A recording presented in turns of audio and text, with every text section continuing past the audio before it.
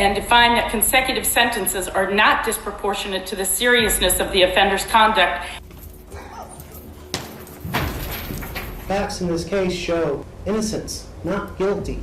This defendant has not accepted responsibility for what he did, and he has shown no remorse in this case. But Larry, you did this to yourself, and you did this to us.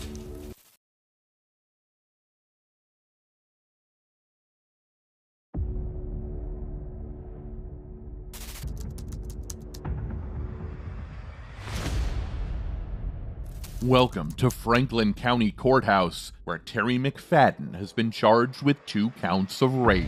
McFadden and his wife were both running the in-home daycare where the parents of the children left them during the day for daycare purposes. McFadden admitted in January that he did something very wrong. Just for the sake of his sexual gratification, he destroyed the lives of young children. He pleaded guilty to 2 charges of raping 2 sisters who were 4 and 6 years old when the girls told their parents about the sexual assault that happened in April 2019. According to the reports, McFadden repeatedly touched the girls' genitals and assaulted them. Furthermore, the parents filed a lawsuit against McFadden, claiming that the sexual assault actions started when McFadden became more involved in running the daycare around the middle of 2017. The parents talked a lot about how their daughters were hurt before the judge decided what should happen to Terry McFadden. Finally, after considering all the pieces of evidence and statements, McFadden was sentenced to 22 years in prison. 1, I'm sending you to prison for 11 years. On count 4, I'm sending you to prison for 11 years. They will be consecutive to each other for a total of 22 years.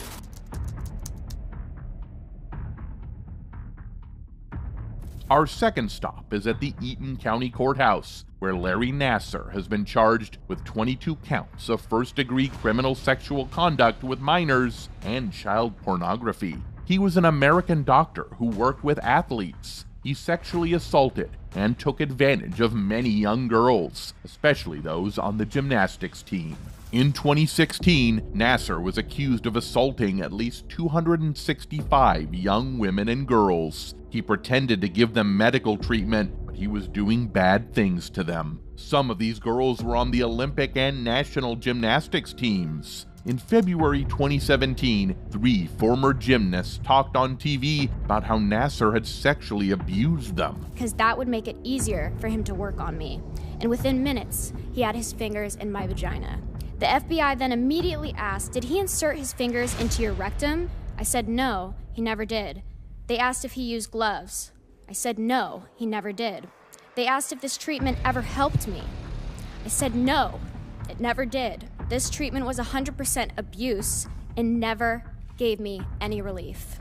They also claimed that the training camps where they practiced gymnastics were not a good place. They called it an emotionally abusive environment. It made it easy for Nassar to do bad things to the gymnasts, and the girls were scared to speak up about it. Rachel Den Hollander, one of the victims and one of the first women to talk openly about Nassar, said in court in May 2017 that Nassar had sexually abused her during 5 visits to the doctor in 2000 when she was only 15 years old. Larry meticulously groomed me for the purpose of exploiting me for his sexual gain. He penetrated me, he groped me, he fondled me, and then he whispered questions about how it felt. He engaged in degrading and humiliating sex acts without my consent or permission, and Larry enjoyed it. In October 2017, Olympic gold medalist Michaela Maroney shared on Twitter using the #MeToo hashtag that Nassar had abused her many times from 2008 when she was 13 years old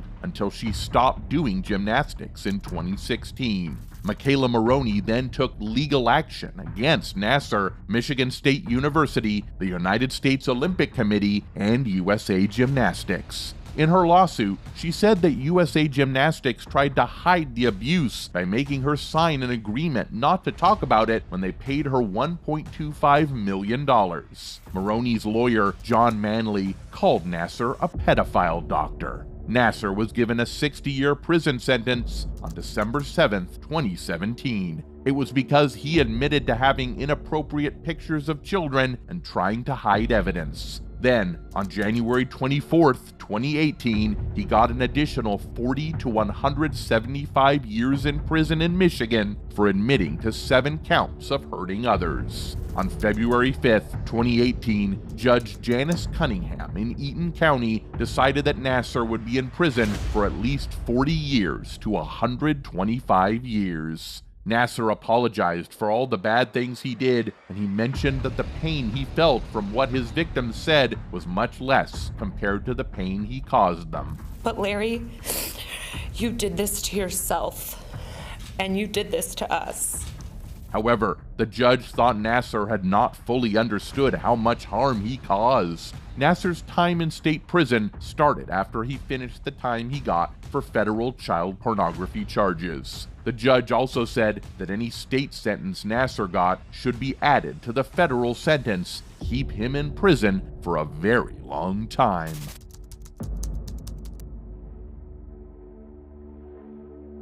We're at the Bexar County Courthouse, where Christopher Branham stands after sexually assaulting a 7-year-old child. The child and his family were at the theater for a movie. He informed his mother about the assault after he returned from the restroom. Branham's attorney, Robert Gebbia, mentioned that his client struggled with controlling his impulses. He requested the judge to consider probation as the sentence for Branham. On the other hand, Branham pleaded no contest to charges of sexual assault, which suggested a minimum prison term of 35 years. Furthermore, Branham had to register himself as a sex offender for the rest of his life.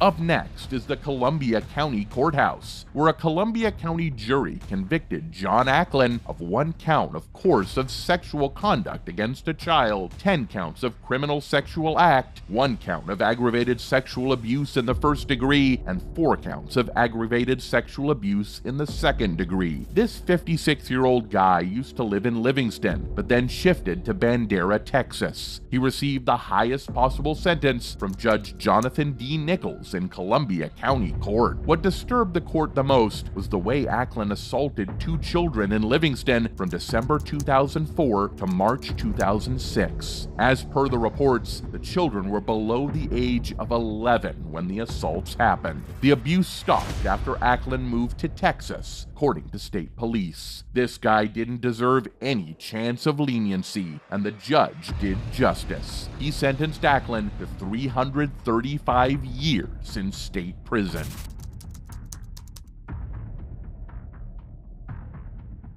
Now, let's move towards Strafford County Courthouse, where 29-year-old Christopher Elwell has been charged with aggravated felonious sexual assault. He received a prison sentence of 7.5 to 15 years for sexually assaulting a 4-year-old girl. The incident occurred on June 24th and 25th in Dover when the victim visited a residence where Elwell was staying. This discussion brought one of the most disturbing moments in the courtroom. And that's not just it. What happened next in the courtroom surprised everyone. A man named Josiah Davies reportedly hit Elwell in a courtroom. Elwell had just admitted to doing something very wrong to a 4-year-old in Dover and was given a prison sentence. After Elwell sat down, Davies, standing nearby, suddenly stood up and bumped his head into Elwell's face 2 times. Both Elwell and Davies had their hands and feet tied. Later on, Josiah Davies was accused of forgery and attacking Elwell.